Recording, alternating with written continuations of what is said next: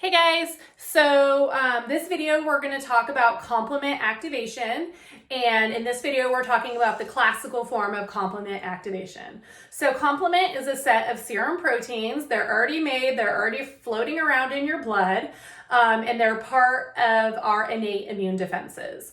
The reason that they're already made and they're already floating around in our blood is because we can have a really fast reaction to an infection.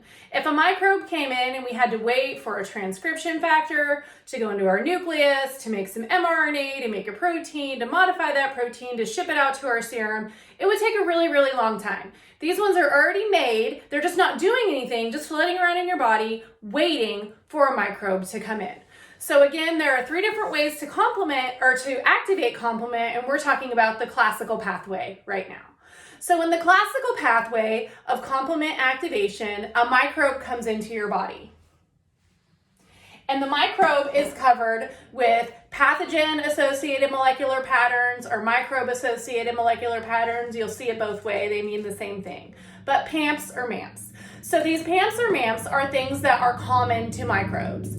What happens is antibodies that are floating around in your blood, and we'll talk about how these antibodies are made when we talk about our adaptive immune system, but we all know we have antibodies in our blood. So these antibodies will recognize these pathogen-associated molecular patterns and bind to the microbe, as shown here. So the ends of the antibody here these are called Fc regions, and we'll talk more about those when we talk about adaptive immunity. But for right now, just think of Fc as a fairly constant region. These aren't very variable, so they're highly able to be recognized by our body. So if 2 of these Fc regions are right next to each other, what happens is this activates serum complement protein C1. When C1 becomes activated, it activates C2 and C4. When C2 and C4 are activated, they get cut in half. So C2 gets cut in half to C2A and C2B. C4 gets cut in half to C4A and C4B.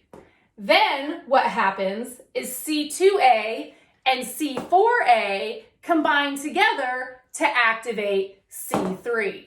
And we'll see in later videos when we talk about the outcomes of complement activation. Once you get to an activated C3, that's where all of our outcomes come. Hope you guys understood this one.